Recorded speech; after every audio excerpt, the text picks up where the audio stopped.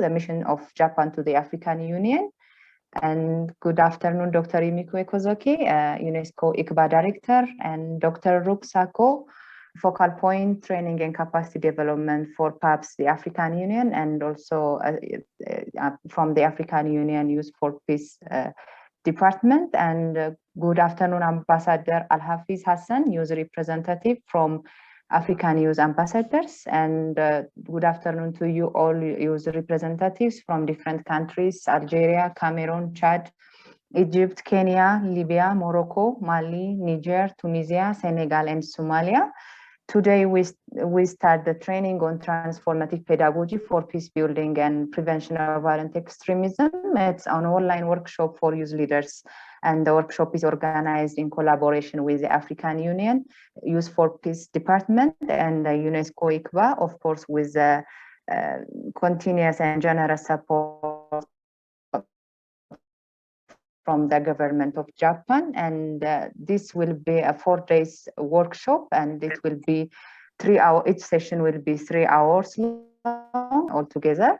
And the main objective of this workshop is to reflect critically on the role of young people in building peace and prevention of violent extremism through education, and to articulate transformative pedagogical approach so as to strengthen critical understanding, skills, and collaborative action among youth to foster peace building, and to develop context-responsive educational programs so as to promote youth dialogue, mutual understanding, and respect in their communities, and also to provide examples for youth-led experiences and actions, as well as good practices on youth empowerment and mobilization on education for peace building.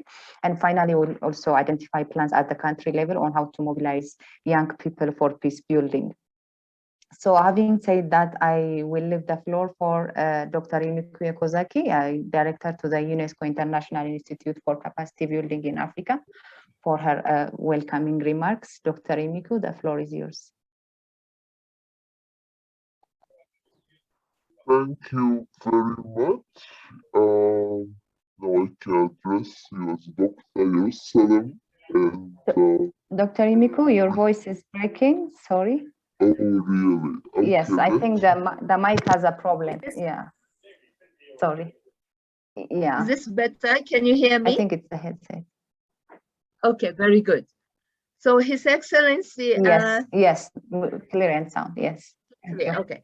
His Excellency Toshihiko Horiuchi, Ambassador of Japan to the African Union, Dr. Ruk Sako, Training and Capacity Development for PAPS, AU Youth for Peace Department, esteemed youth representatives from the universities and youth organizations in Algeria, Cameroon, Chad, Egypt, Kenya, Libya, Morocco, Mali, Niger, Somalia, Senegal, and Tunisia.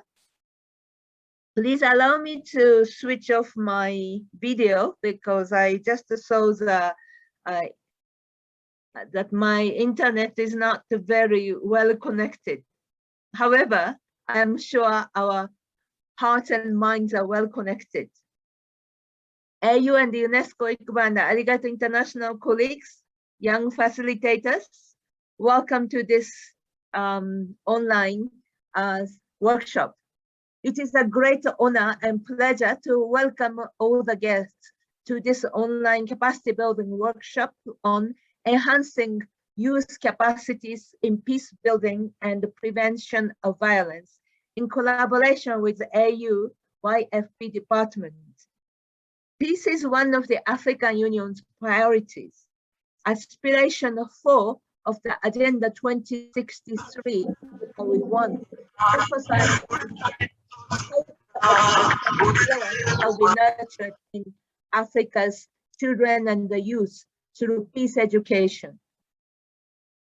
At the same time, sadly, African youth and children are currently at the risk of violence and extremism in their many forms and manifestations. The factors that push and pull youth into extremism and violence are rooted in complex social, political, economic, and education dynamics. UNESCO views young people as both partners and beneficiaries in this project due to the crucial role that young women and men can play and have been playing in promoting peace and security. Young people in Africa have also demonstrated their optimism and motivation in leading positive change in the societies. For these reasons, UNESCO's peace-building efforts focus heavily on youth empowerment. This is a virtual training and the sharing and the thinking platform centered on the voices of the young people and their ideas, concerns, and innovation. Putting young people at the forefront and the center of education is not only the right thing to do, but the smart thing to do. After all, Africa is the world's youngest continent in terms of the population's average age. So, the young population is Africa's richest resources. Just think of the ingenuity, fresh perspective, energy, and hope with you and your peers. With your engagement, we can build a more peaceful and prosperous future. This project, in collaboration with AU PUMP's YFP department, therefore developed the training manual as well as a training of trainers workshops. One of the objectives of this project is to strengthen the capacity of young people in higher education, in the youth networks, and in non-formal settings in order to work towards peace building. This is the second round of training. 2 weeks before, over 30 young people were trained from the 10 African countries. So our efforts are ongoing. I would like to express my sincere gratitude to the government of Japan for funding this training and help us to reach as many young people as possible in different parts of Africa.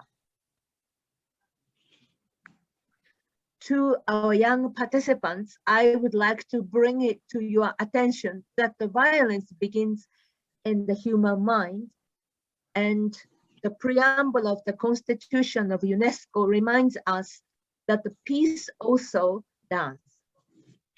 The Constitution preamble reads, "Since wars begin in the minds of men and women, it is in the minds of men and women that the defenses of peace must be constructed." This is a beautiful sentence.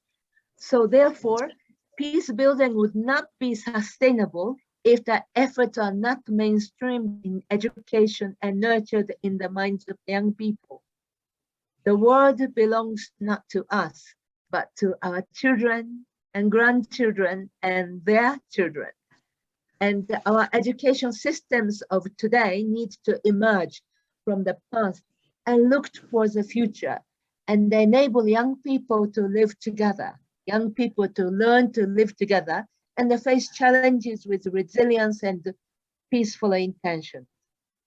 This training is intentionally organized for the young people and facilitated by the young people to ensure that our youth have a role in their program implementation that concerns them.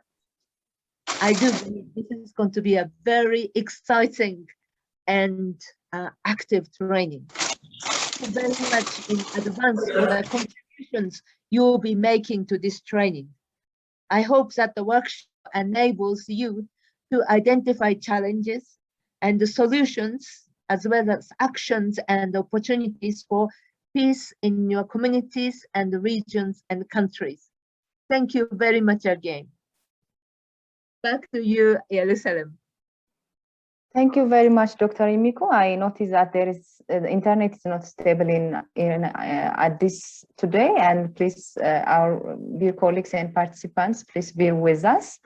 And thank you very much, Dr. Imiko. And now, okay, thank you. Please bear with us, colleagues. Internet is not stable here. and there may be some interruptions while we speak. Please bear with us. And now I invite Ambassador Hiroshi Toshiko, the ambassador to the mission of Japan to the African Union. And Your Excellency, while I invite you to the floor, I would like to express our great appreciation on behalf of Unesco and benefiting countries on the support that the government of Japan has provided so far for peace building programs that we are running in many of the African countries. And we are really grateful for the support. And Your Excellency, the floor is yours. And thank you very much for joining us today. Thank you.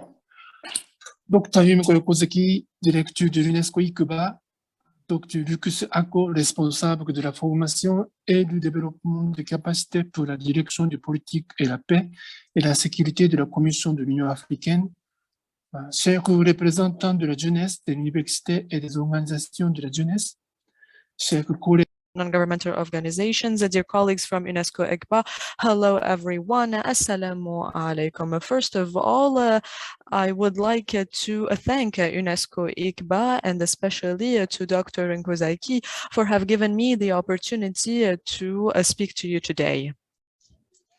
I would also like to express my gratitude for the efforts deployed by Unesco ICBA for organizing this training for youth to build peace and promote peace. This workshop has been built in order to promote peace, especially in the context of the COVID-19, which has been also enhanced and helped by the government of Japan.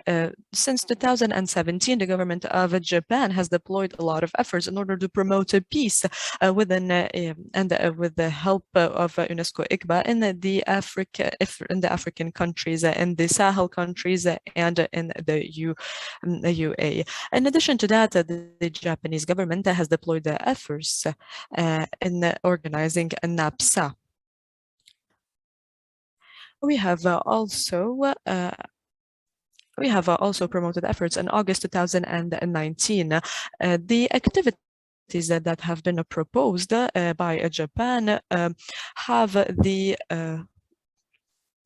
the objective of promoting the activities. The UNESCO has also consolidated a partnership with the government of Japan in order to promote the capacities of the teachers to promote the peace from March 2020 to March 2019. The engagement in order to promote peace and security internationally and the basics of the UNESCO. In addition to that, the Japan highlights and gives a lot of importance to the consolidation and the peace building through education. The government of Japan is engaged in order to prevent the violence and build peace, and not only the violence which is direct and visible, but the violence which is structure that is also deeply rooted in our societies.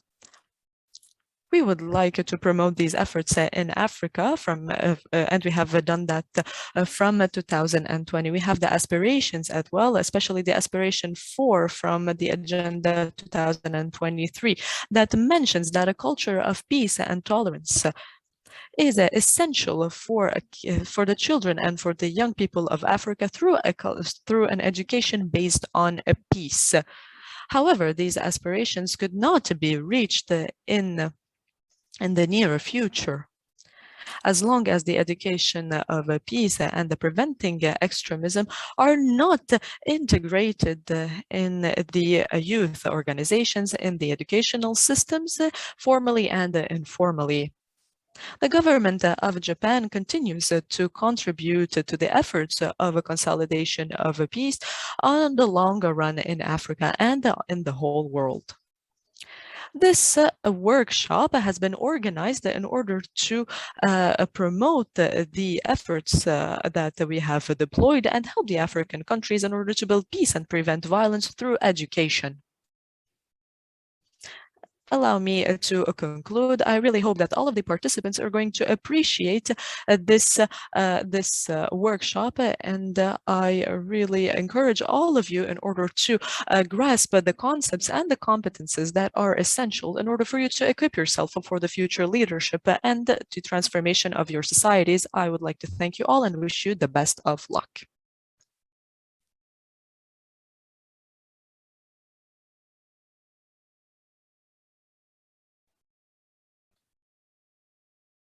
Also for your concern on to support on these peace building programs. And colleagues, again, we are really sorry for the internet problem that we are having, and we will share His Excellency's remark via the chat soon. And now I invite Ambassador Al-Hafiz Hassan, the ambassador to the African youth. I will give the floor for him. Al-Hafiz, I hope he is with us.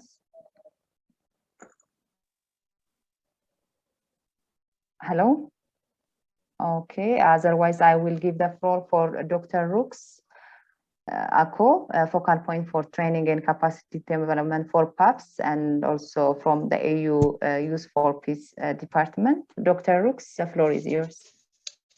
Yerus, Al-Hafiz is online.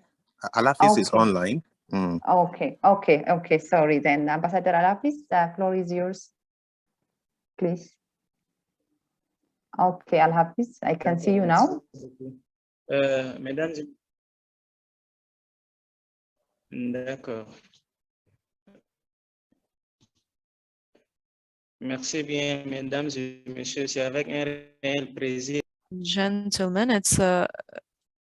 it's a pleasure for me to address you today on the occasion of this workshop to promote the capacities of young people in order to consolidate peace and prevent violence. In addition to that, the conflict in some regions of Africa have had a lot of negative impacts. In addition to that, we had a lot of discolorization of younger people and external and internal movements. So this situation is real, it's very delicate, and it requires our actions and approaches. And some of the countries and some of the regions, especially the Chad region, we have the emergence of Boko Haram, and the children really wanted to get into school in order to build a better future. The United Nations and the African Union have recognized the importance of the role of the contribution of youth to build peace, security, and the developments in multiple regions. The interpreter apologizes, but I cannot hear the speaker very well. In 2018, and the resolutions of the Security Council in 2015 and 2017 and 2020 have been essential. Youth, peace, and security are of crucial importance. The program Youth for Peace has been established with the objectives to engage and to imply and to collaborate in a very essential way with the networks of youth people to build the peace and security on the continents, and it has really reached a lot of success in the last 3 years. The Council of Peace and Security and the Arabic Union has also adopted resolutions concerning youth and security in 2020. This context in Africa recognizes the necessity to institutionalize and to promote the engagement and participation of youth in Africa and all of the domains of peace and security nationally, regionally, and on the continent. Some of the essential priorities are a prevention that promotes the development and the reinforcement of the capacities of young people, especially in the area of prevention through the education for peace, putting an end to extremism and violence, and creating and implementing an architecture of peace in order to facilitate the efforts that are deployed by the youth in order to complete activities of prevention. In this context, we have launched this workshop that is essential for our essentially. So the price for a peace Nobel in as Nelson Mandela has mentioned, who is the laureate of the Nobel Peace Prize, the education is the most powerful tool that we can use to change the world, which highlights the fact that through education we can change everything that surrounds us. We can love each other, we can forgive each other, we can transform our society into a pacific and harmonious society. The best way in order to face violence or conflict is to attack the roots of this conflict and this violence. So the causes need to be attacked in order to prevent something from happening. And the causes of conflict is poverty, is joblessness, but as well illiteracy and ignorance that makes young people really vulnerable and weak, especially when there are manipulations and violence.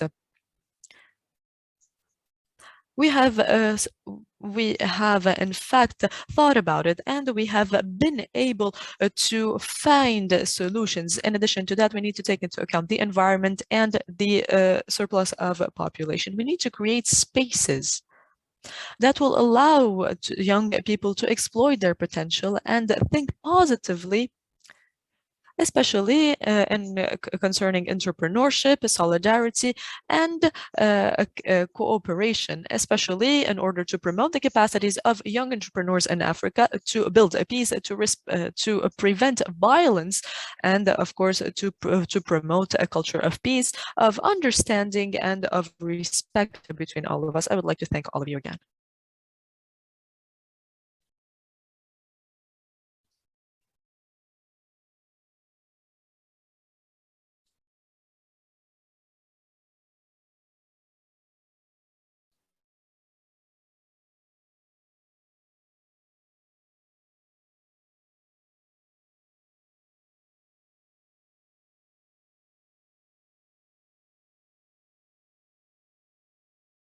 And now I leave the floor for Dr. Ruksako. Dr. Ruks.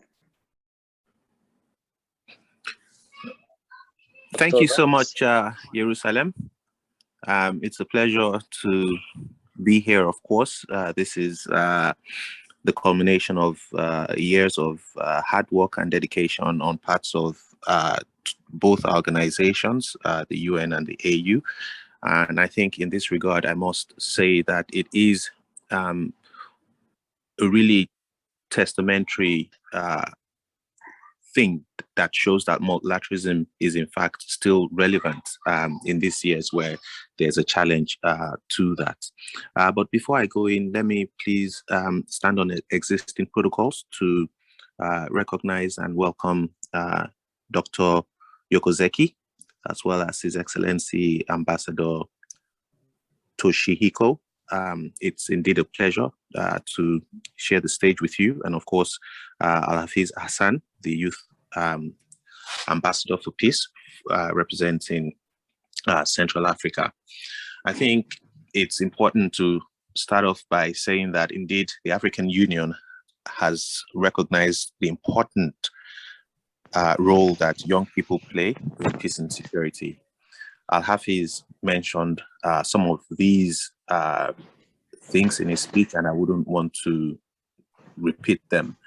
However, I want to stress that young people are very important to the work that we do at the African Union, and this underscores, the inauguration of the Youth for Peace program, which is today collaborating with Unesco IGBA to deliver on this initiative. This initiative is underscored in part by the AU Continental Framework on Youth, Peace and Security, which, as Al-Hafiz mentioned, has 5 key priorities. But there's a central element that underscores these 5 priorities, and that is the element of knowledge, of capacity. And this we can only bring to bear through efforts such as this. It's important to state that between UNESCO IGBA and the AUI for P program, something that really underscored the development of this process, the development of this initiative, and also the implementation of it is that we recognized that young people had to be central to it. And in this regard, both in terms of thinking about how to develop the modalities on developing the methodology to be used in terms of developing the technical inputs that went into it, as well as also determining how to deliver this initiative to young people. They were at the center of it. We went through a process of really engaging young people to bring in the experience, not just to the manual, but also in terms of how they felt that the delivery of this would make optimal impact. The point here really is to stress that not only are we seeing this as a way of enhancing youth capacities through education, but to also make that really salient point that we try to emphasize through the program, that youth themselves, young women, young men across Africa have knowledge, they have capacities, and they have shown their resilience, particularly through the COVID era, that they are indeed not just beneficiaries, but they are shapers, they are actors, they are partners in the YPS agenda, and indeed the global agenda, as well as Africa's 2063 agenda. To the young people who are the cohorts for this session, I want to implore you that this is an opportunity that has been thought of deeply by two institutions. And this is something that we believe is necessary, that you enhance your knowledge and your skills, but more importantly, that you transfer these to those who don't have this opportunity to be on this call, around the table where this is going on. It is our intention that we implement this training as often as we can, but of course, there will be limitations. So it is for this reason that we really believe that this should not be seen as one that seeks to enhance those in the room, but we see you as interlocutors to those who are on the field, to those who don't have the opportunities of owning computers or having data bundles to be part of this. So please, as you engage, remember that knowledge is power. And for that to really come to bear, it has to be transferred continuously. In closing, I want to recognize the contributions that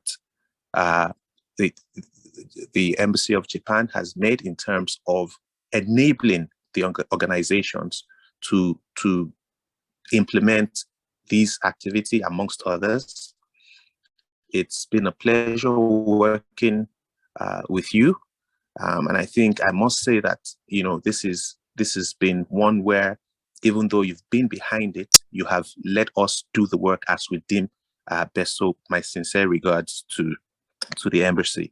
To colleagues at UNESCO, IGBA, also thank you so much, because without you, you know, this we're doing today would not be possible. And to my colleagues within the program, I also want to thank you for the time, dedication, and efforts.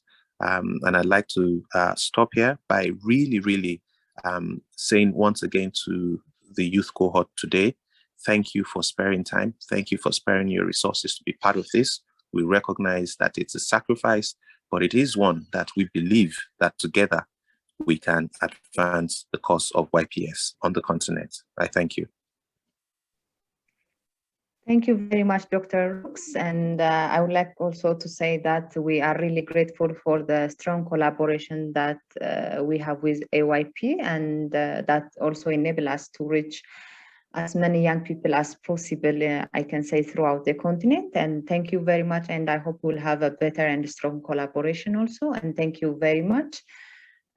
Before the guests leave us, if it's possible, can we have a group picture? And Suchit or Menna, can you take the group picture, and we can put our video on during the group picture, so that we'll get a very beautiful picture with all the diverse, beautiful faces. And then after, due to connectivity, you can put your video off. Thank you very much. And Suchit, over to you. Thank you, Dr. Jerusalem. Yes, if you can turn on your cameras and make sure your face is visible. My colleague Nikki will help us take the group picture. As you are doing that, I also request you afterwards to change your name on the Zoom account so that your name, country, and language appears, because for different interactive activities, we need to know which country you're from and which language you speak to be able to allocate you into group work. But Nikki, are we ready to take the picture? I see many turning on their cameras now. Yeah, I see everyone turning on their camera. Let's make sure we can see everyone here. Okay, smile, everyone.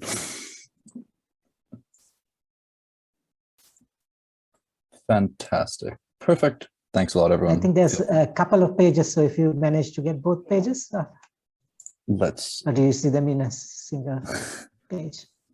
Let's get all of those. Make sure we get everyone in here.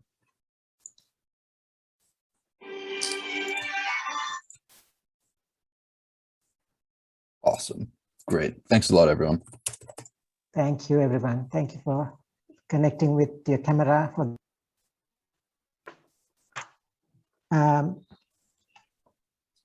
Dr. Jerusalem, so thank you very much, and we'll proceed with the rest of the workshop. We appreciate the honored guests who joined us for the opening and gave wonderful remarks that highlight the importance of this workshop and why we are organizing this opportunity to bring young people across Africa together to reflect on the role of education and how it contributes to peace building and prevention of violence. This workshop is going to be a very interactive workshop, and we hope it'll engage you. We had a group of young people from 10 countries going through the same process the week before the last, and they were very much engaged and very excited to have about the experience and the interactiveness of the workshop. So I hope it will be as interesting for you as it was for them. Let me quickly share my screen and then highlight what are our objectives for this workshop. And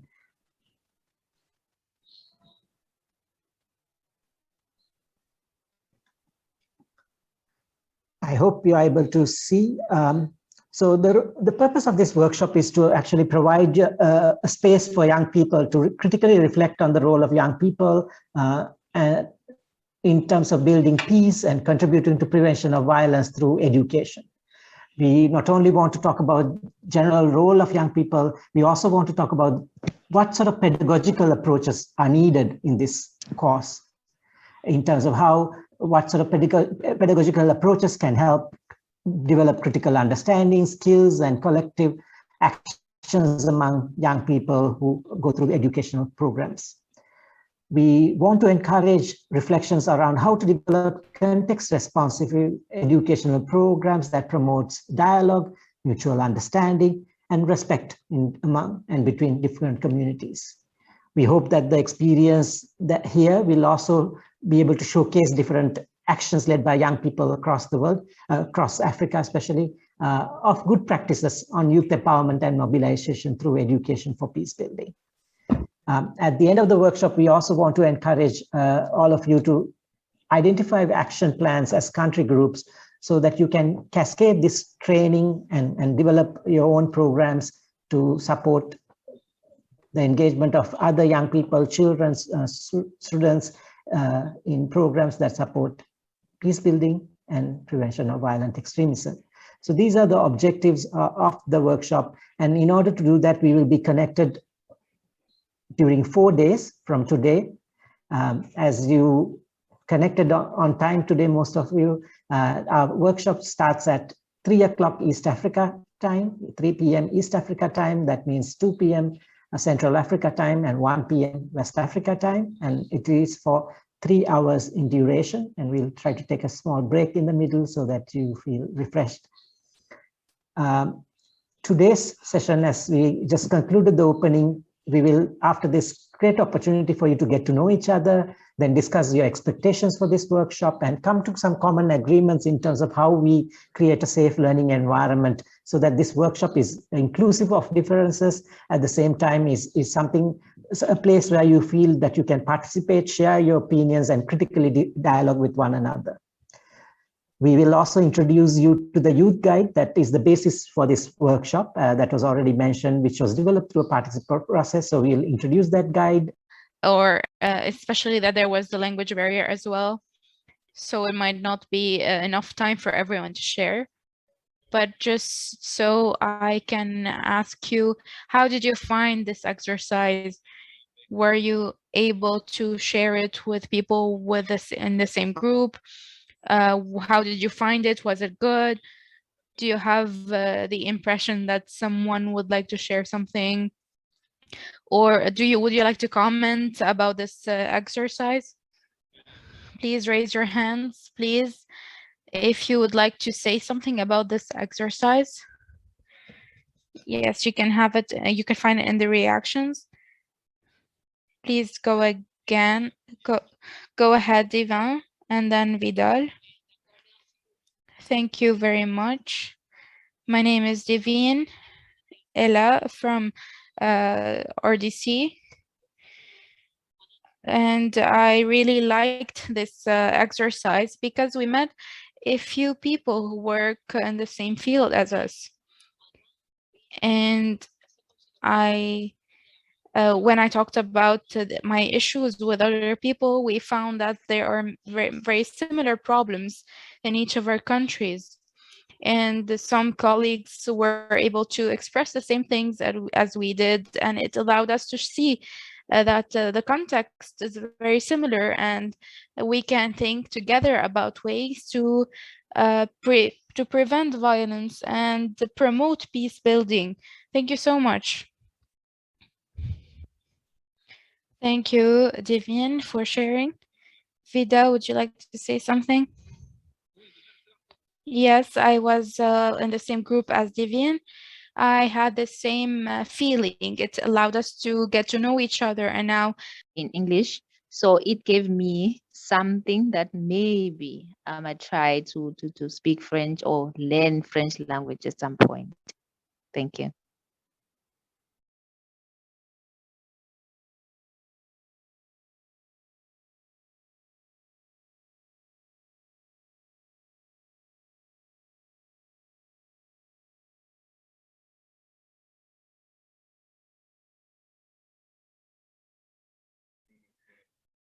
Elizabeth Katanda or Sheikh, maybe you'd like to speak from Mauritania? Yes, I'm from Mauritania, Sheikh Mohammed Mustafa. About the exercise, it was so interesting exercise. I was in the second group with Roderick, Elizabeth, and with Usman Jane. And the exercise put me with some great people such as Usman and Roderick and Elizabeth, which has some valuable information. And also the exercise let me speak French because they were not good in English. That's why I was obliged to speak in French, and that was a great opportunity to me to change between the two languages. That I think that it was a great exercise, and thank you very much. I'm grateful for you.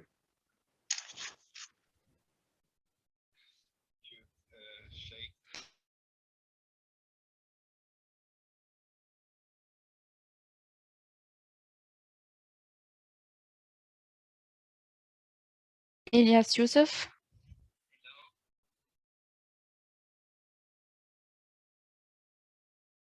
Yes, Ilyas, we hear you.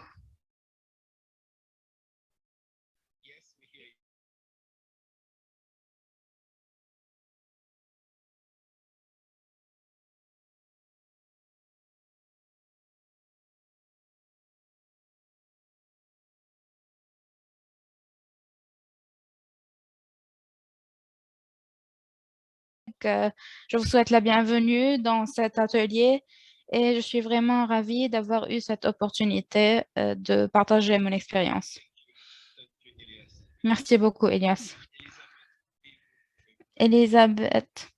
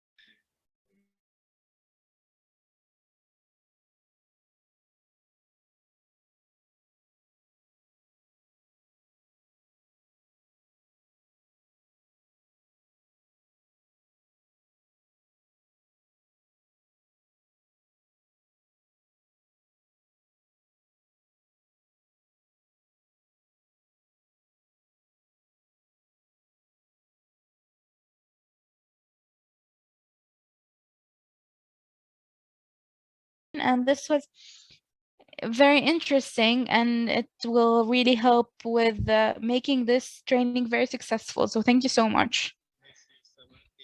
Thank you, Osama, and thank you everyone for sharing. You can also see in the chat box, some people were also sharing different experiences. And I think that this has allowed us to find points that join us with other people whom we've never met before this workshop.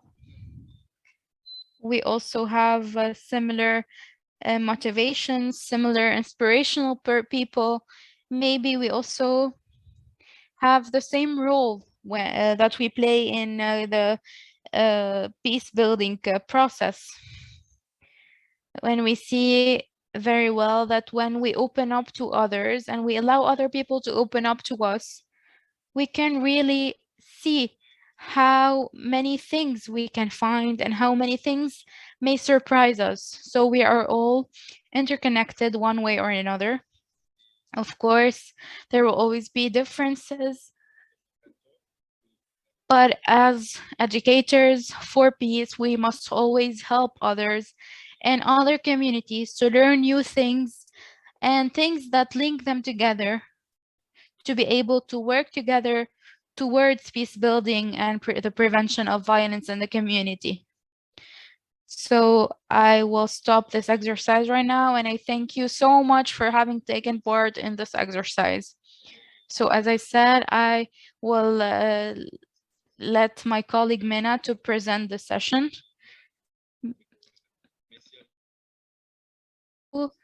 Thank you so much, everyone.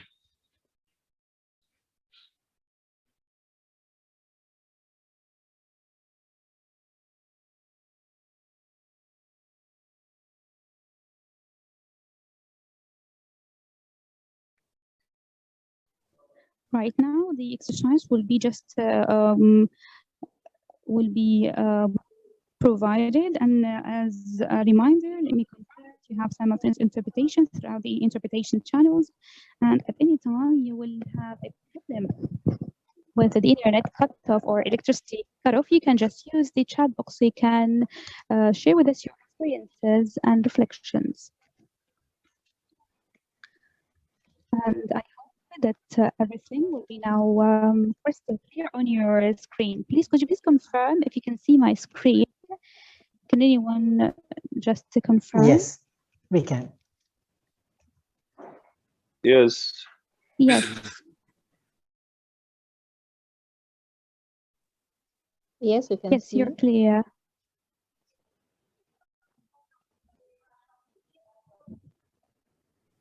Well, the current activity, we will call it the anticipation tree. The actual objective of the anticipation tree that we all should agree on a certain set of rules and a protocol of work that we will actually adopt throughout the 4 days of the workshop. So we can actually show respect to the actual active interaction among all of the participants within the common 4 days. So we will call it the anticipation tree. And just like other tree, you know, it's composed of the roots and up to the leaves. The roots, which resemble our backgrounds, our knowledge, our indigenous knowledge that we are coming along with the workshop. And maybe you already have shared this in the previous practice with Richard. What are our common interests? What are our experiences that we have? The 2 parts that we will work on this experience is the second half of the tree, which is the spout of the tree along with the leaves, by which we will combine the group of the rules that will create safe and secured working environment and a proper learning environment. For instance, could be like having the time management, given chance for participation with no interventions for speakers. So this is the part related to the upper part of the tree. And as for the leaves, which will take us towards the actual milestone would be what are our anticipations of the workshop. Maybe our anticipations will take us towards building partnerships, or maybe it could be coming towards an understanding for having a unified working protocol or agreement or a certain activity that we can conduct in our countries right after conduction of the workshop. Maybe also could be developing number of activities that we already work on. So for us to continue working on this activity, we will have two main tools.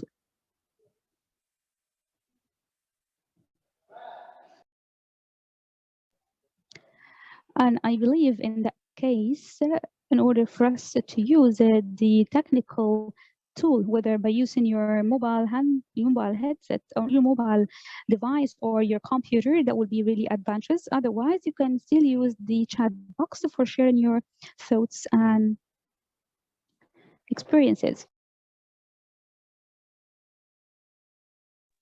I keep hearing noise in the background, so I'm not sure who has unmuted himself.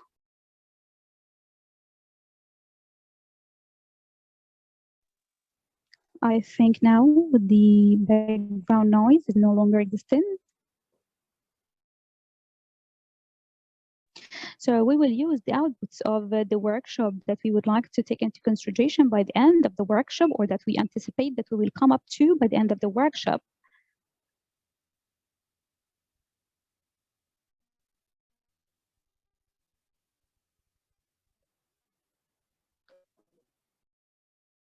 And if you would have any inquiries, please, again, just raise your hand feature in the Zoom. And I will just now stop sharing my screen so I can be able to see if you have any questions in the chat box.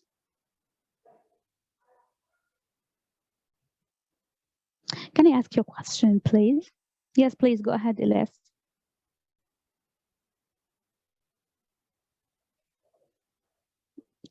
You stated about your anticipations towards the end of this workshop.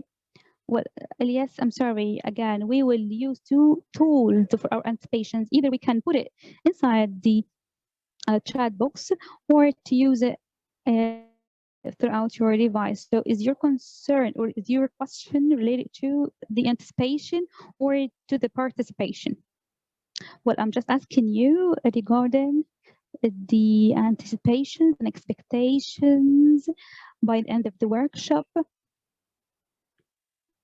and what would we anticipate? As for the anticipations, it's up to you. If you would anticipate to create a group of networks or a group of networking, or maybe a group of activities that you agree on conduction in your countries, it's absolutely up to you. And if you would like to share it with us, that's absolutely fine.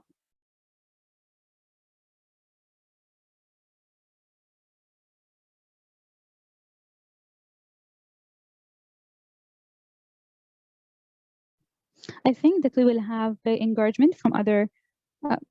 Elias, could you? Sorry, I think that you have a problem with your audio. Could you please use the chat box so you can write down your inquiry, because we have an issue with your audible voice. Can I write it? Yes, please do it. Just write it down in the chat box. Right, I will do that. Thank you. Thank you so much. Do we have any other inquiries?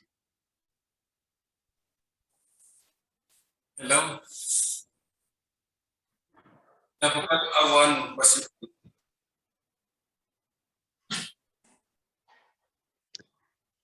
I think I have two people just speak in the same time.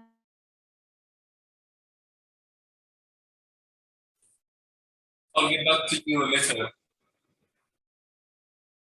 ما أكيد كانت عايزة تكلمني كلمتك أنت، أو كانت عايزة أتكلم عليا.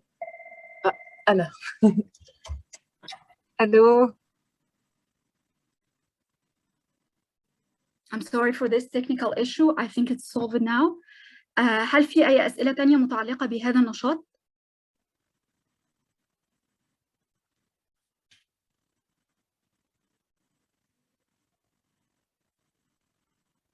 أعتقد ما فيش أي أسئلة متعلقة بالنشاط. سوتشف ممكن تشاركنا اللينك فيه من خلال الشات بوكس.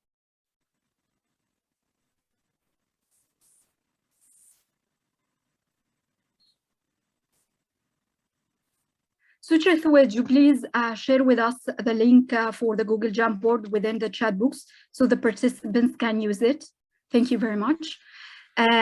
الرابط متاح الآن من خلال الشات بوكس، تقدروا تستخدموه، أو من خلال صندوق الدردشة تقدروا تستخدموا الرابط، وخلال الرابط هتلاقوا شجرة التوقعات موجودة باللغة العربية والإنجليزية والفرنسية.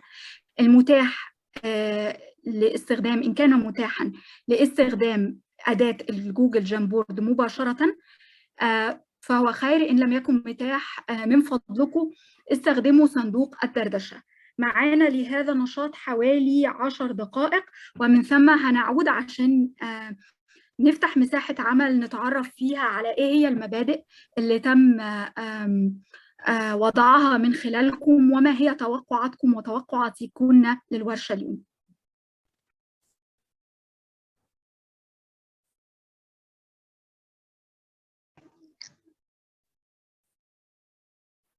Hello, if I may proceed, I have a couple of questions for the Myanmar.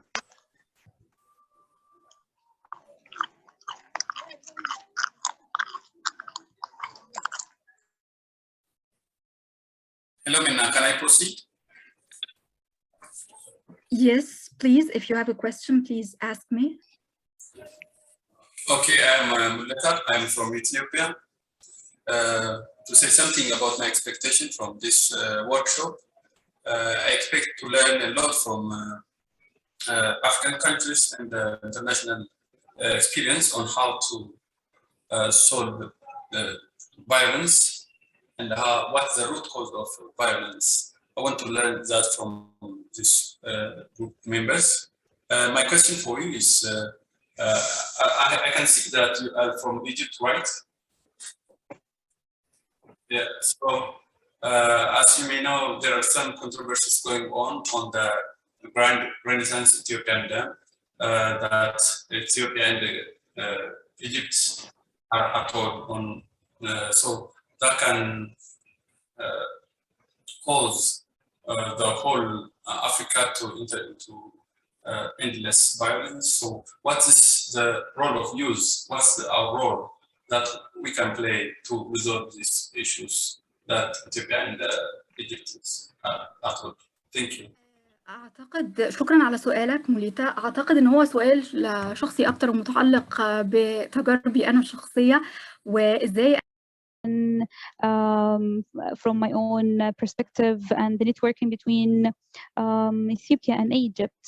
But I think that we can share the answer throughout the WhatsApp platform that you will be added to today. And I think that we can even have a great large sharing for lots of the outstanding issues. But let's now focus on the activity related to the anticipation tree. And I think now we can open the space for the participation. Let's start with the work protocol, starting from the root till or from the trunk till the legs, and you can put your anticipations for the coming 4 days. And now you can again use the raising hand feature in your Zoom application, and we will have one by one, and we will try to cover all of the participants. And those who would like to share with us the rules that you need to put in place, just please use the raising hand. So now let's start with Hasna. Hasna, please go ahead.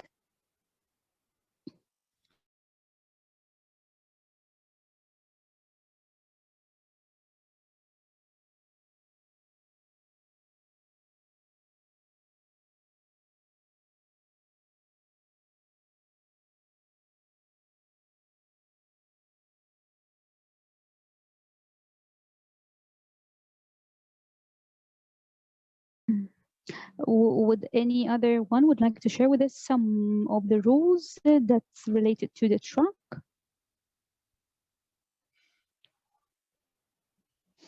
I still think that now people started to use the tools that I stated. As we said, the chat books to write down their opinions, and I see a group of people here talking about the good communication between the participants and that they anticipate to have strategies for networking. Osman, could you please share with us your inputs? Osman, the floor is yours.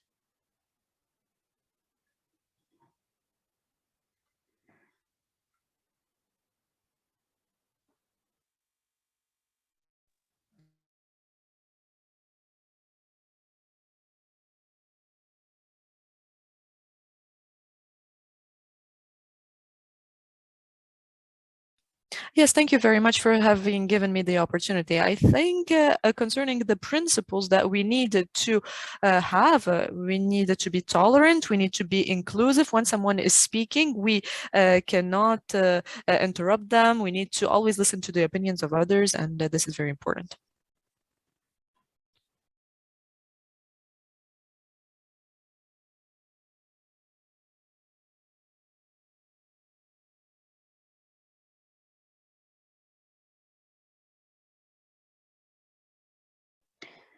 Right. I think also paying attention to the time frame. Now let's move to the leaves and what are our expectations for the outputs of the workshop.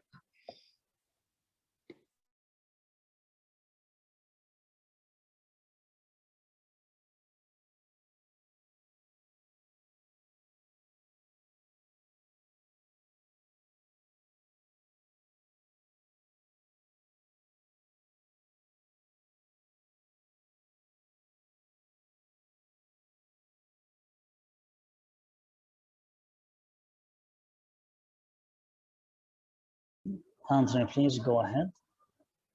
Anyone would like to share with us his views about today and tomorrow? Thank you very much, and thank you for allowing me to speak. So for me, what I'm expecting from this workshop is a bit clear because I'm currently preparing a training on transformative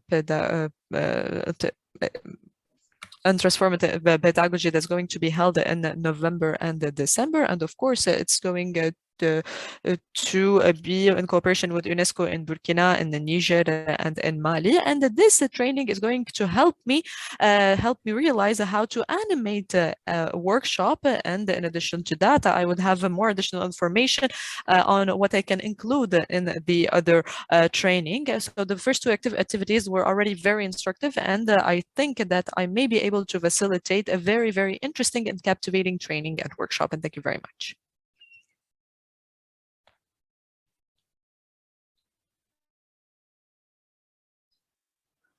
Also, there are some kind of networking among all of us in the future. The Congo, the floor is yours, please. Go ahead.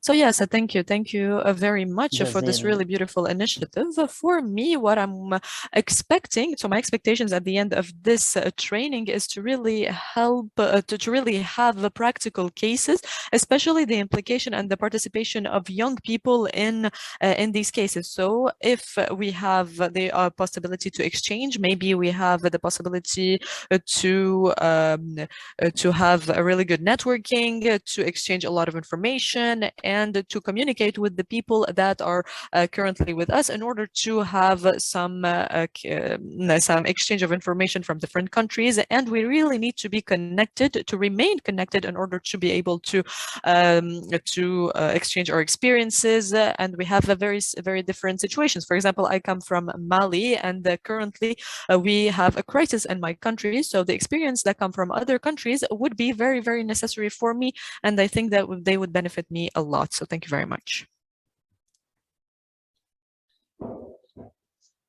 Throughout the next 3 days, we will have sufficient time to share with us the different crises and different conflicts inside Africa. And I think that there will be an excellent share of views in this workshop. And as Sushit has mentioned at the beginning of this workshop, we will have some kind of practical work plan and practical step after this workshop. So I think this is one of the main goals. So the floor now is Genevieve and Hasna. And afterwards, we will have the next session. Jennifer, the floor is yours.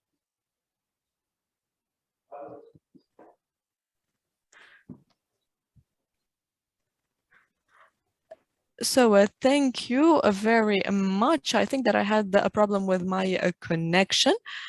So first of all, we're going to be able to exchange experiences, especially with the user from other countries.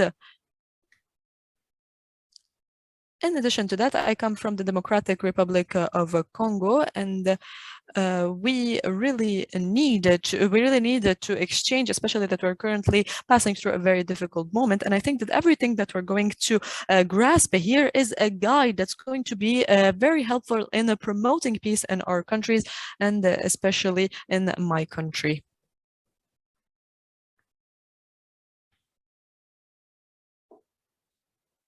Many thanks to you, Jennifer, and thank you to all colleagues and all participants. And now let's conclude with Elizabeth before the next section. The floor is yours, Elizabeth.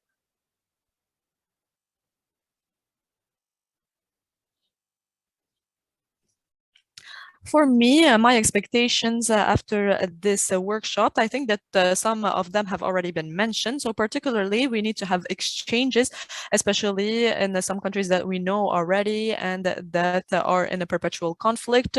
And for example, Mali, for example, the Democratic Republic of Congo. And through this workshop, maybe we could see what are the differences between us and how we can use them in order to promote a peace. In addition to that, what are the lacks, what are the absences, and what can we do, all of us here? How can we help? How can we support each country that is currently in a conflict or that is currently facing some problems in the domain of peace? In addition to that, we need to promote our collective responsibility, especially regarding the consolidating of peace in countries that are in perpetual conflict. And thank you very much.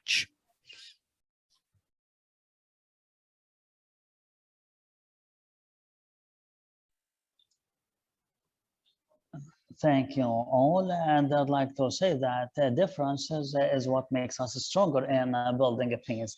And I think that these differences is what make us consolidated in order to foster the educations and peace building. I'd like to thank you all for your participation, and I'd like to remind you that we can use the chat box.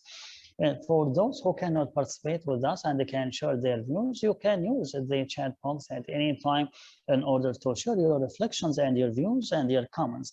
And we as the facilitators, we as always follow the chat box, and thank you all for your participations and for your active participations and for our harmonizations and coordinations in the environment or in the work environment in MENA region that depend on the forgiveness and respect the other views.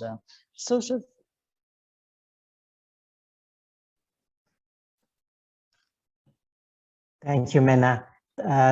Thank you very much, everyone, for your active participation.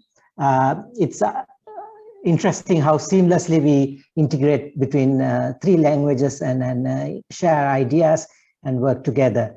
And that's part of the learning and the appreciation of diversity we need to work together on as well. So please be patient when there are small glitches in the process, but so far it seems to be going well. So for the next part, building on your expectations, I want to clarify and introduce the guide that we have for this workshop, that this workshop is based on. So let me share my screen and then as I mentioned, and as Dr. Rooks mentioned at the beginning, this guide was developed last year, building on 3 different dialogues that took place with young people like yourselves. Maybe some of you did join those dialogues. And it's a culmination of experiences also of different youth organizations. And it focuses on the role of young people in transforming education for peace building and prevention of violence. As I mentioned, the guide is available in 3 different languages. It's available in English, French, and Arabic. If you haven't received it yet, today we will share with you all 3 versions, so you can take a look at it, and as the training will be based on this guide. So just to quickly introduce what is there in the guide, it's structured with 7 different chapters and an introduction.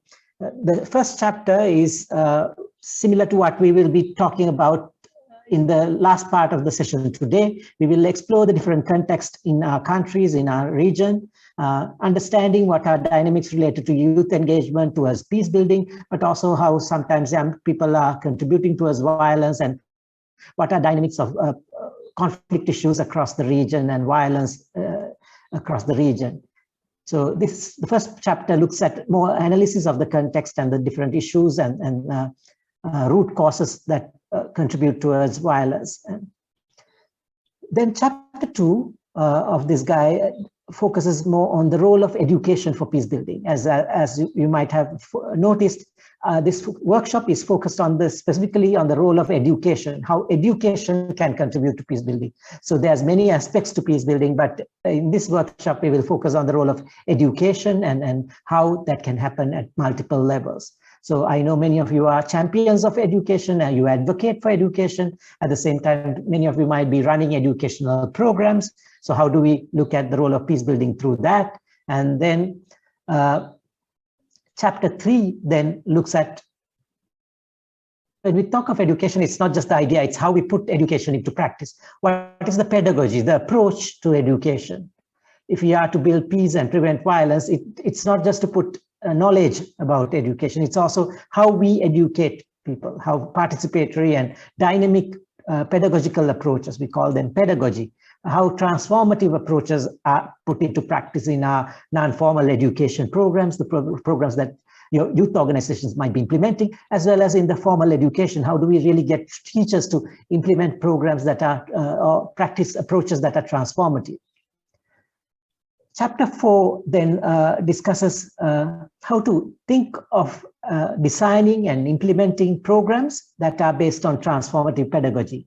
So what we talked in the previous chapter, we'll think of now in chapter 4 in terms of how do we design programs and implement programs that are supportive of transformative pedagogy. Then chapter 5 is a collection of activities that you can customize and use. They are very practical activities that you can use in your workshops, in lessons that you might be running, or sessions during different programs you might be conducting. Sorry. Then the chapter 6 goes into how do we monitor progress, especially in terms of the learning of the participants in our programs. How do we understand that there is an impact from our programs? How do we monitor the progress in their learning and the transformations they are going through? Sorry. The final chapter then is chapter 7 with some case studies of different youth organizations and the educational programs that they're championing as inspiration for you, but also as examples of practical work that's been done in the area of education for peace building and prevention of violence. So this is a resource that puts together all of these two, and we hope that it becomes a useful resource for us, for all of you to think further about the role of education and how you can strengthen education in your own countries to build peace and prevent violence. Let me quickly take you to that through some of the chapters so that you see how they are structured. So I mentioned about transformative pedagogy, and one of the participants said the expectation is to run a workshop around transformative pedagogy. So this chapter highlights different elements of what we call, introduce UNESCO through UNESCO ICBA's transformative pedagogy. It gives practical tips about how to put them into practice in classrooms or in non-formal education programs that you are implementing. And then if you go later, this is a guide in terms of planning and designing your programs, how to develop learning objectives and think of the content areas and plan transformative programs based on transformative pedagogy. Then lastly, just to highlight some of the activities as examples, it's structured in 2 different modules and introduces different activities that can be used to, in this case, for example, to discuss about stereotypes, biases, and discrimination. Or another activity called empathy mapping, that is to encourage empathy between different learners and between different communities. some fun activities like getting young people and the learners involved in co-creating cartoons that carry messages of peace and help them imagine different reality than the conflict they live framed within. So how to imagine different realities and how to imagine a peaceful world together and co-create those. So as you see, different dynamic activities that can become very practical resources for you during your own workshops.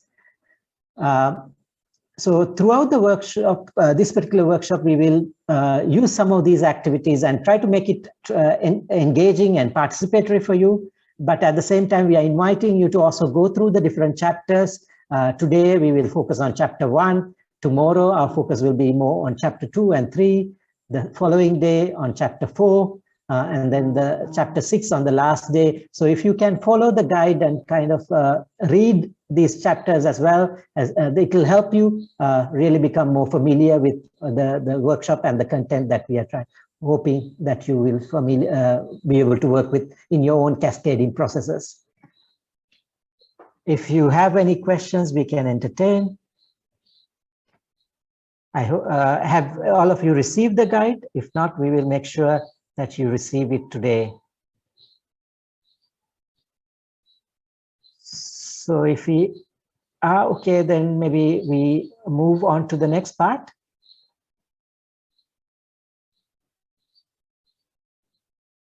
Can I invite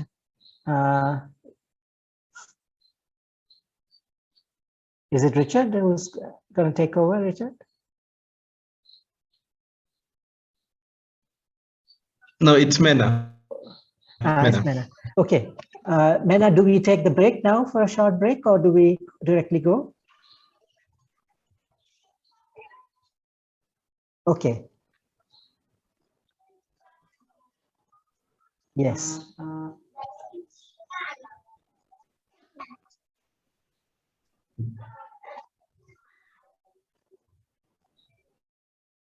So Richard is going to help us. I like play your some music, Mena. Go on. Okay, while we get the music ready, just to let you know, we will invite you to also maybe during these small breaks, share your own music from different parts of the region. So if you have some music ready to play, please share in the next breaks in the following days as well. For now, let's take a 6-7 minute break and we come back just 5 minutes after the hour. So go and stretch, grab a coffee or a drink and come back very quickly. Thank you.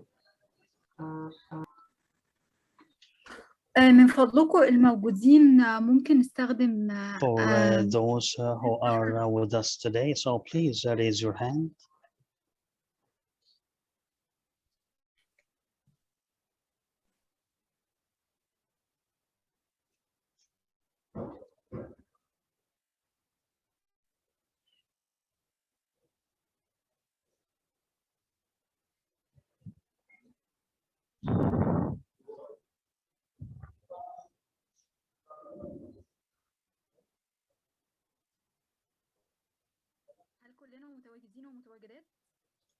All of the attendees are with us, are listening to me.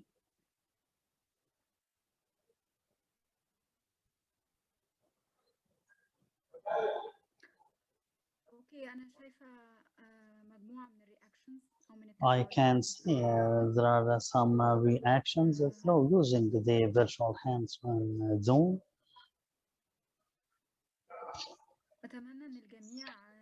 And I hope that all of us are ready getting back from his break. And let us start with our next activity, which is a part of context perceptions for different contexts that we are witnessing as youth inside Africa. The current activity will be about a group of questions related to the indicators of perceptions. So we are showing and projecting these questions in the 3 languages. So you can You can select the proper choices from your point of view. We have 4 choices. The first choice is high, which means that you are totally agree with what is written. And then if you will select the average, so you and low and non-existent. The first question is as follows. What is the level of participation of young people in elections, local assemblies and meetings? This is the questions, because these tools may be elections, may be municipalities. So the meaning of this question is that from your own point of view, what is the level of participations of your young people in your country inside the municipalities, and what are the tools and the mechanisms for such participations? I think that we will take only 30 seconds to finish the vote.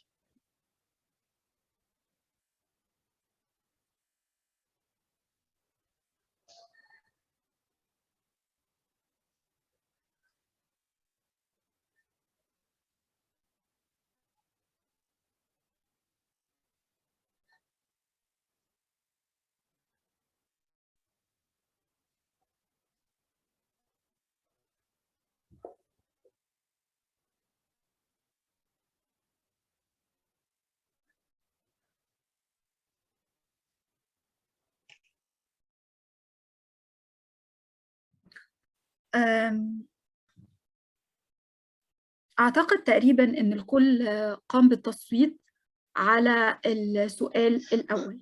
I think that all of us have voted for the first questions. 13% said that the percentage is high, and 33% for the middle, and 30% is low, and the biggest portion is for the low vote. So let's discuss about this questions, and I hope that let's have summarize our discussions in order to include all the participants.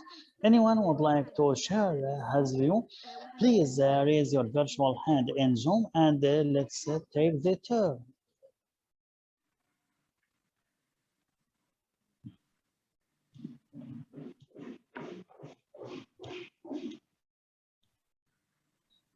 We have received from about 17 people responses. So if others can also respond to the poll, then we can close it and share the results.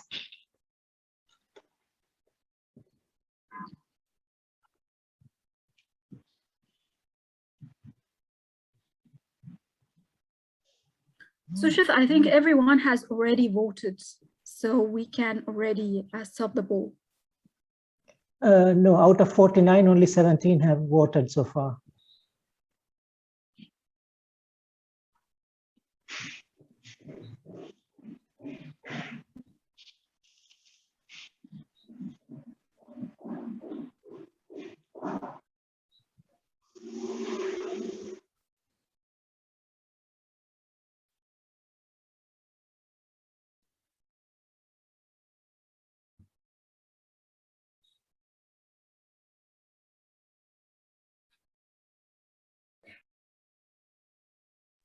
هل من الممكن للأشخاص اللي عادوا مؤخرا من البريك إن هم for the people who have just turned from their break to start voting to answer the question?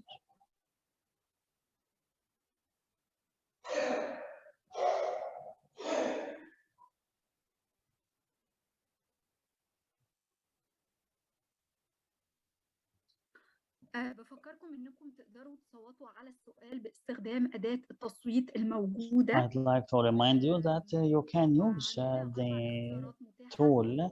We have 4 choices for measuring the DAS level: middle, strong, weak. So for those who did not vote, so please you can vote now.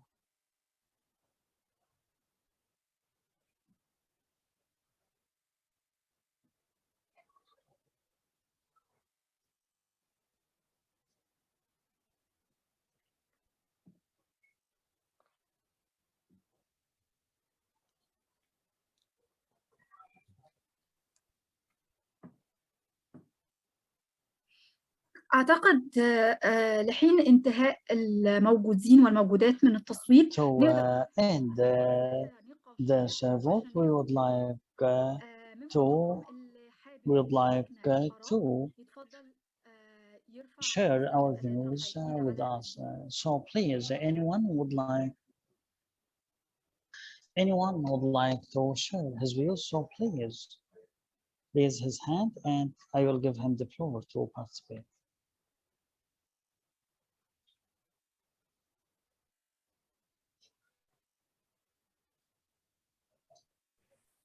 Sorry, the question is not clear.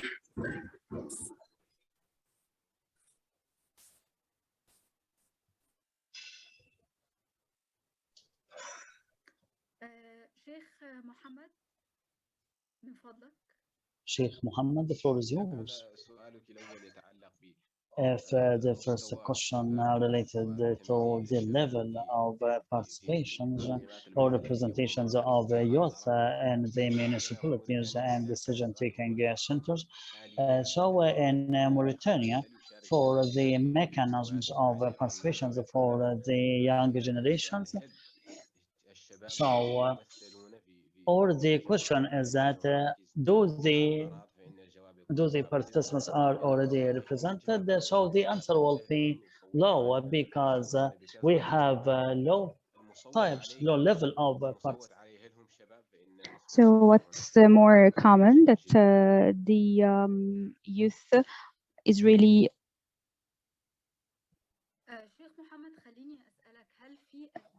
Sheikh Mohammed, let me ask you, do you think that there is some reasons behind the less percentage of the voting of the youth for the COS in Mauritania? I think the main reason maybe is the Mauritania constitution that has some limits for the age category that allow youth to vote, and maybe this is related to the fact that some reasons behind the fact that those who are less than 35 years old, maybe they wouldn't have the chance to have the participation, and this actually limit the chances for youth to participate in those elections. Thank you so much for your sharing, Dr. Muhammad Shireen.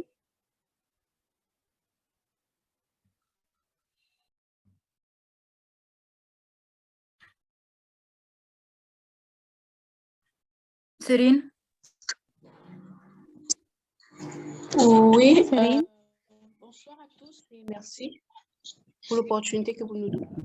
Good evening, everyone. Thank you for the opportunity that you're giving us. I'm from Cameroon. When it comes to the first question, when it comes to the participation of young people, it is very weak. We have many reasons for this. First of all, عادة لا توجد ترجمة باللغة الإنجليزية.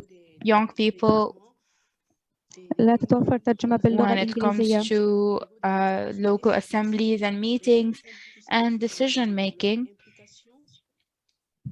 young people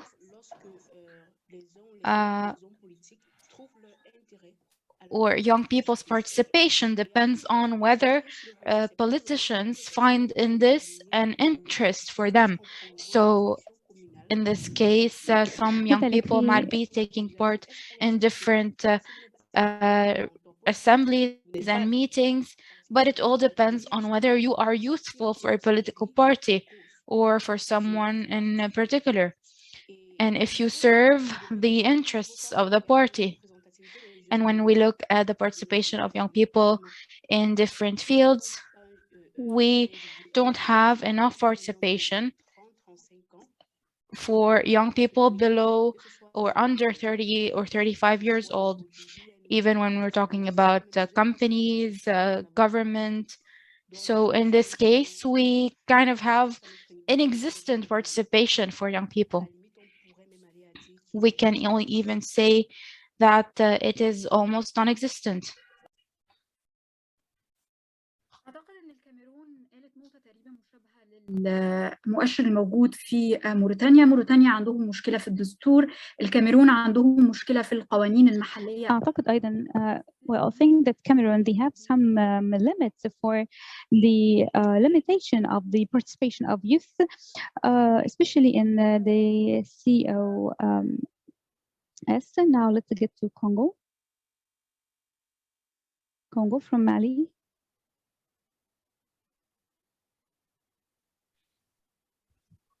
Thank you very much for letting me share my experience. What I want to say is very similar to what our colleague from Cameroon just said. In Mali, if I want to take the example of 2013, just like she said, there were political issues and political interests that would allow young people to participate. There would be campaigns that advertise that young people are taking part in the elections. And in this case, young people are actually chosen to be fitting to the interest of the president of the party or the elections. So it is only indicative and it is not a condition. It is not something related to commitment and to a willpower expressed by young people to take part in the elections. When it comes to national politics in general, young people are almost not implicated in this in the elections, and this is a big problem in Mali. And we have many problems that are similar in West Africa. But what I want to point out when it comes to suggestions, we need to work on the education, on the ethical aspect of this idea, to allow young people to take part in efforts related to the development of our country, and to stop using the young people for personal and tight interests, and rather to see how those young people can play a huge role in the development of the country, and how they can be necessary in specific positions away from favoritism. Thank you.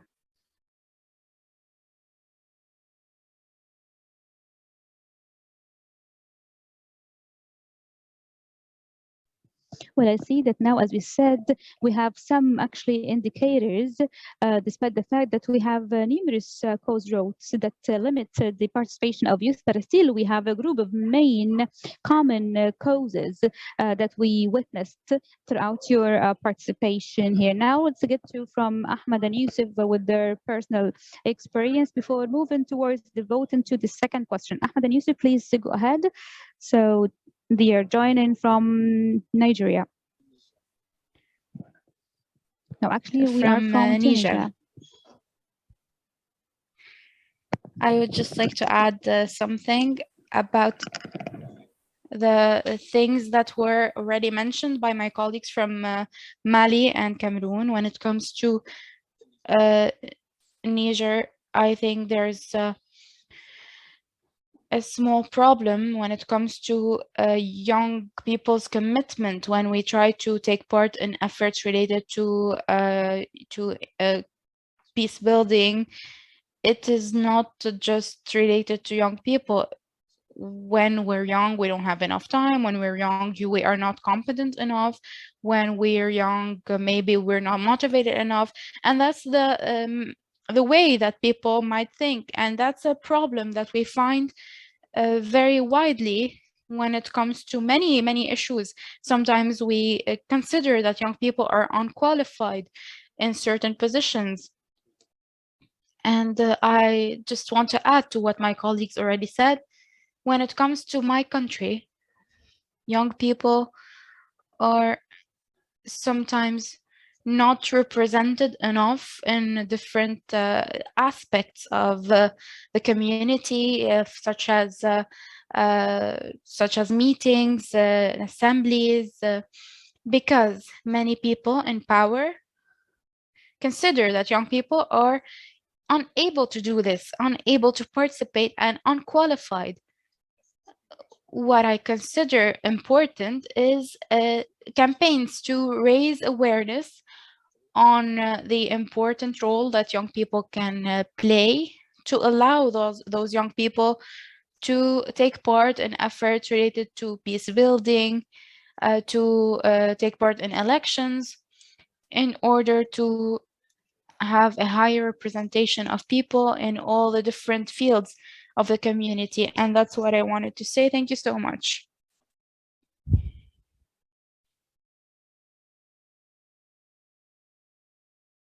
Right, thank you so much. Now we've added those also to the root causes behind the limitation of the participation of the youth in the civil societies and civil communities. And maybe this is the reason why they do not have active role in decision-making processes. Now let's move to the second question so we can give a wider space for participation.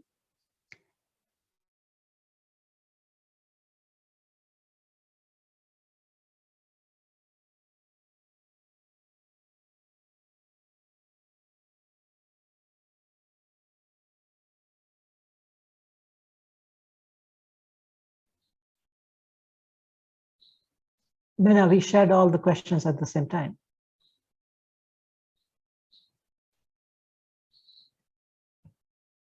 No, earlier with the poll, they responded to all the questions. So,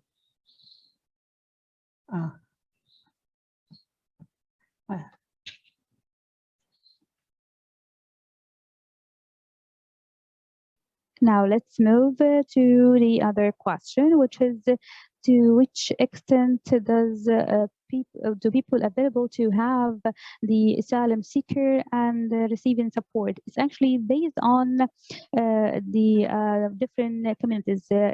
Answering this question, we found that asking people for support have got 45%. And we usually get people who are not really supportive and promotive, and we received from minimum to middle voting towards such question, and maybe by which we can have an open discussion to receive your what are the reasons from your point of view that can limit the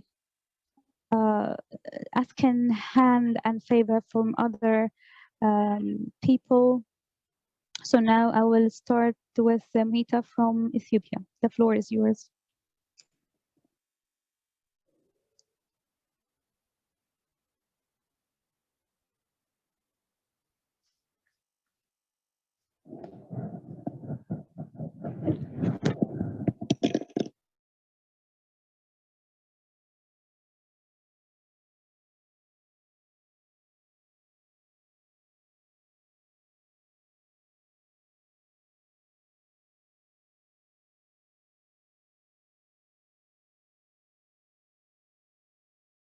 So thank you very much.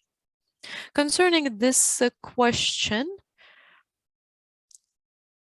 for the fact that so if people are available for young people to seek help, let me say that in Burkina, the state has institutions that are set, and their goal is to help young people. However, not only these institutions are present and are established in order to help these young people, they are not really known by young people. So the information is not disseminated the way that like young people are very aware, because first of all, they need to search. So in order to be aware, there are a lot of young people that are not literate, let's say, that have difficulty in order to access information. And today we know that the information is also mediatic, is related to social media, resources. So a lot of people, a lot of young people are connected, yes, but a lot of people are not connected to the right social media outlets in order to be able to have this information. So the young people are unaware. That's one. In addition to that, I would like to say that even these institutions that are present sometimes are managed by an exclusive group, and this exclusive group has their own interests, and they're just disseminating this information amongst themselves. So the information is kind of trapped in this group. Furthermore, we have to take into account the access of these young people to these institutions, because even if these young people know about these institutions, even if they have the information, the conditions in order to get offered this help is really complex. For example, sometimes the young people are have it very difficult to get this help, to get this information. For example, sometimes they're asked for documents they do not have, and a lot of times these young people just step down, and they would rather go and do something else because they do not have access to that specific type of help. Thank you very much. The floor is yours again.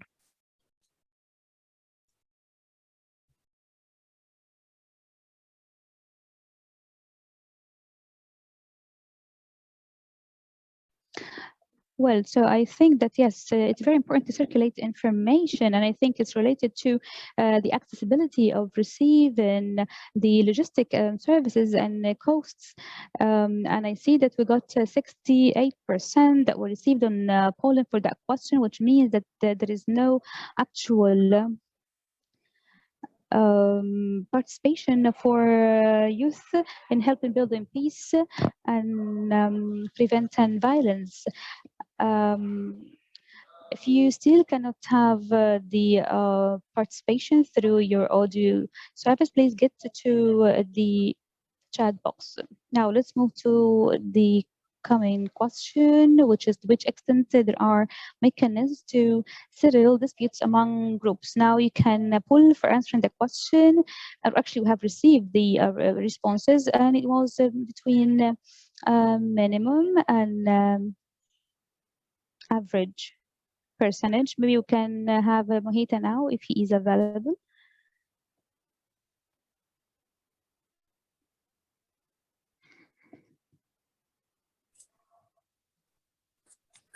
Would anyone like to share with us his insights? Mohita, the floor is yours. Please go ahead. Thanks so much for letting me. شكرا جزيلا على إتاحة الفرصة لي. So there's a ministry in Ethiopia which is called Ministry of Peace, and this Ministry of Peace is working to counsel different conflicting groups such as ethnic conflicts and religious conflicts. So this ministry has been doing to reconcile the now fighting parts or sects of Ethiopia, that is the northern parts of Ethiopia, Tigray, and the Ethiopian government. But I don't know the reason behind. It couldn't reconcile the fighting forces in Ethiopia. So even though there is an institutional set or an institution is put in place in Ethiopia, it is not effective. So that institution called the Ministry of Peace has to work on its neutrality. Partly the institution's objectives of counseling the warring groups is due to its lack of neutrality. So it has to work on that aspect of its weakness. Thanks so much.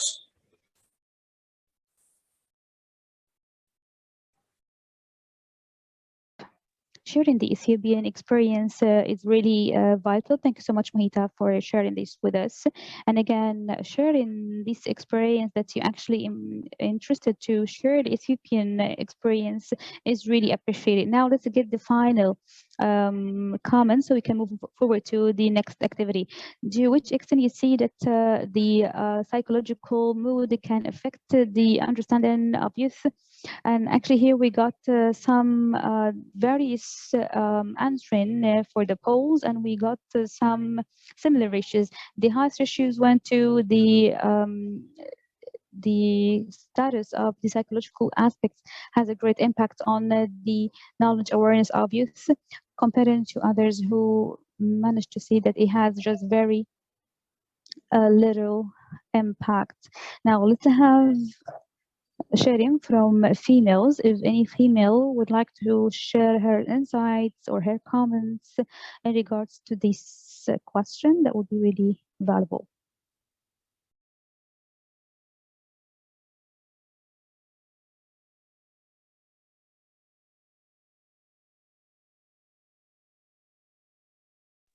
Would anyone like to comment on the last question? To which extent you see the impact of the psychological mode for youth to have the job opportunities? Hasna, the floor is yours.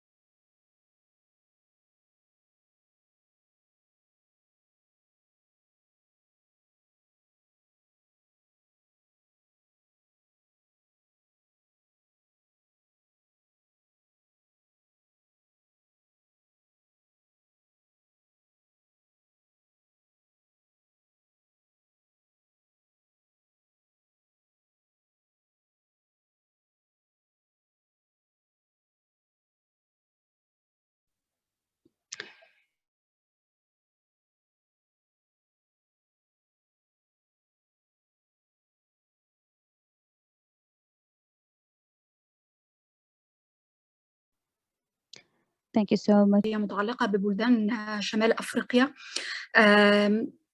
التحدث عن المرض النفسي والولوج للخدمات المقدمة من أجل الصحة النفسية للشباب تعتبر دائما وصم مجتمعي، ويعتبر دائما الأشخاص اللي بيلجأوا لده موصومين مجتمعيا من خلال أقرانهم ومن خلال مجتمعاتهم. ودي نقطة مهمة جدا إن احنا يكون عندنا آليات لرفع الوعي.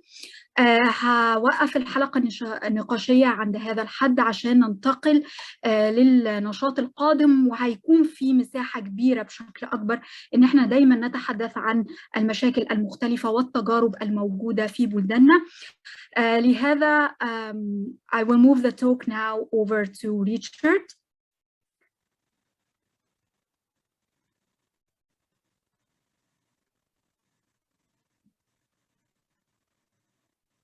Richard, can you hear me?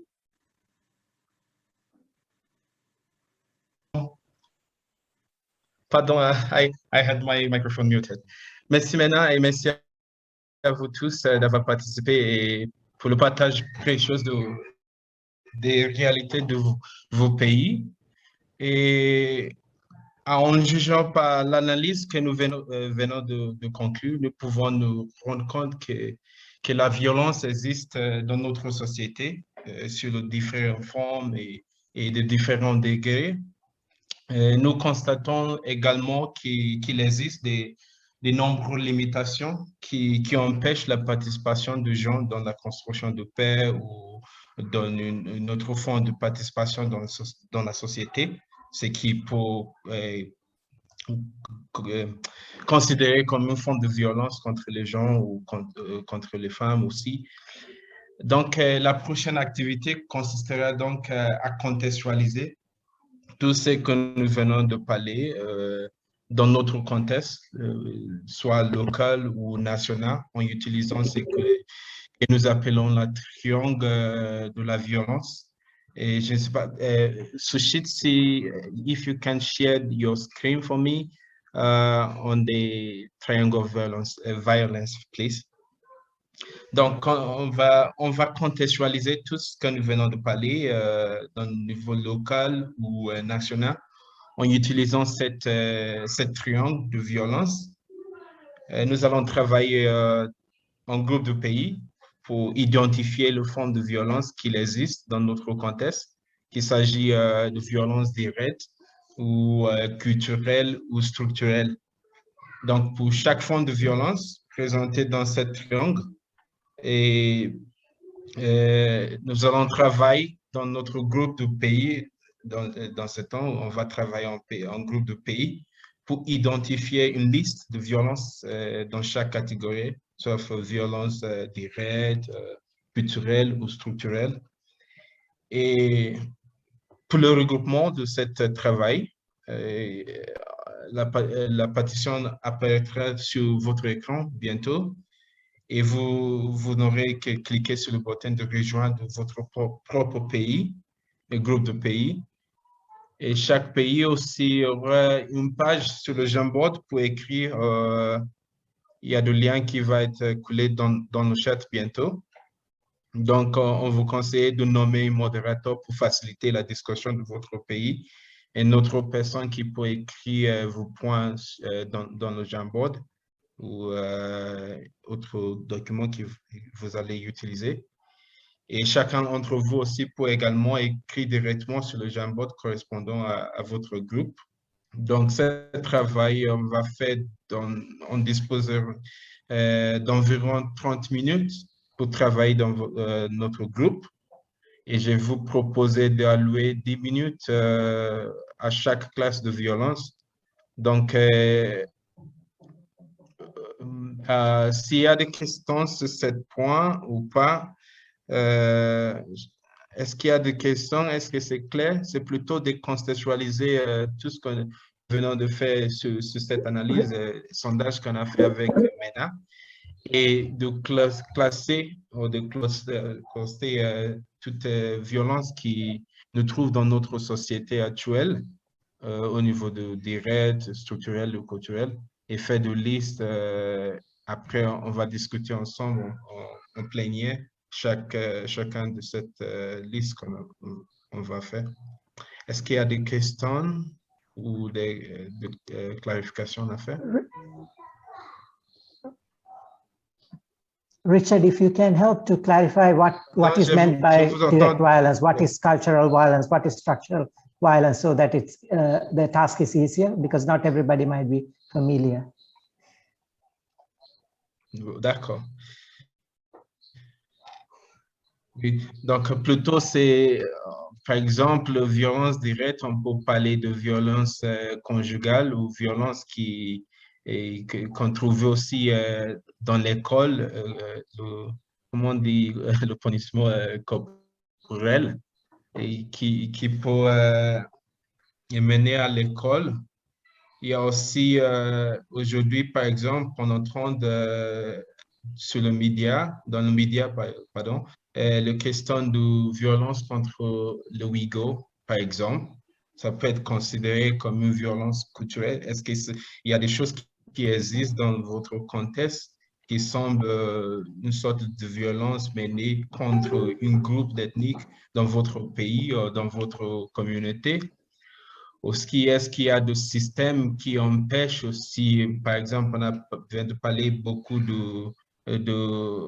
d'empêchement de participation de gens dans la vie de communauté, dans le développement ou dans la construction de paix dans notre pays? Est-ce qu'il y a des structures, des systèmes, des structures de gouvernement qui empêchent aussi cette forme de participation ou qui empêchent le changement si en venant de mettre en place une sorte de changement qui nous empêche de le faire? Est-ce que ça existe dans notre communauté et dans quelle forme? Donc, c'est ça que nous voulons que vous faites actuellement. Est-ce que c'est clair ou pas? Je pense. Oui, c'est clair, oui. Assieto, oui. D'accord. Assieto, vous avez votre main levée. Est-ce que vous avez des questions de clarification?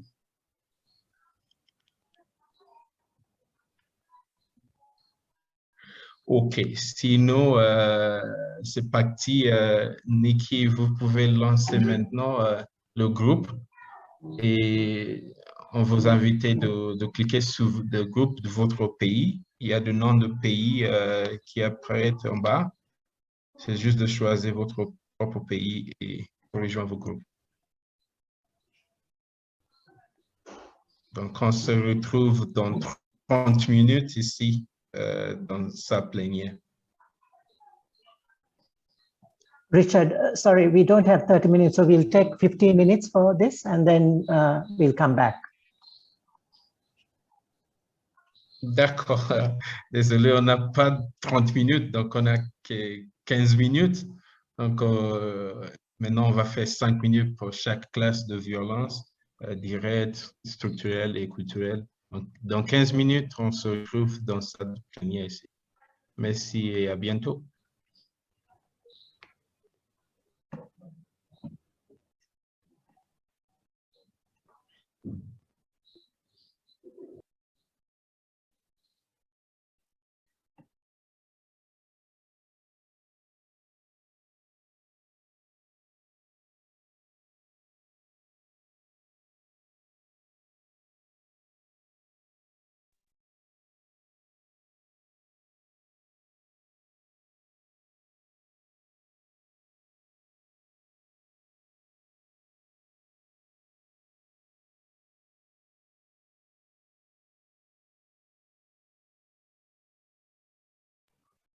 Vous pouvez aussi faire une capture d'écran ou prendre une photo de triangle si vous n'en avez pas.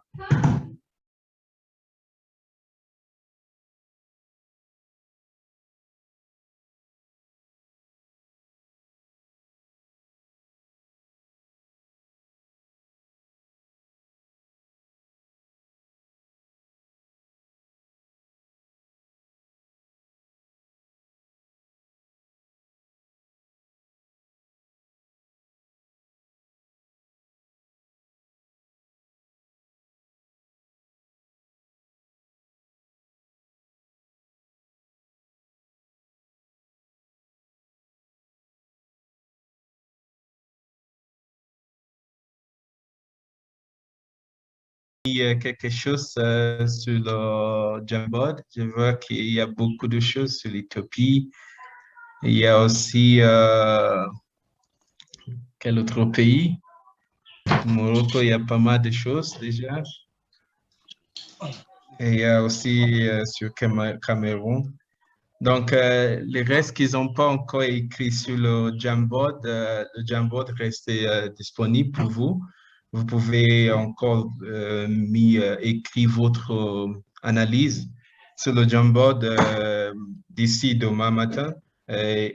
On n'a pas de temps pour entrer, pour partager chaque groupe maintenant, mais je pense qu'on laisse ce document ouvert pour vous pour continuer à faire votre analyse.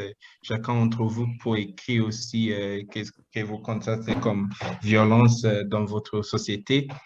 Et demain matin, on va commencer avec ça, peut-être pour faire une analyse plus profonde et discuter davantage. Et de toute façon, merci de avoir partagé ou participé dans cet exercice. Et je laisse la parole à Sushit pour continuer avec la prochaine section. Oui. Thank you, Richard.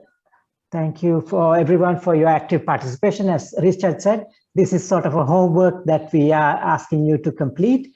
So as you can see from Cameroon, they put some ideas together, but if you can, each of you from the countries can add to your page and complete the analysis and add more analysis to this, then we can build on that and have a discussions tomorrow as we continue our session.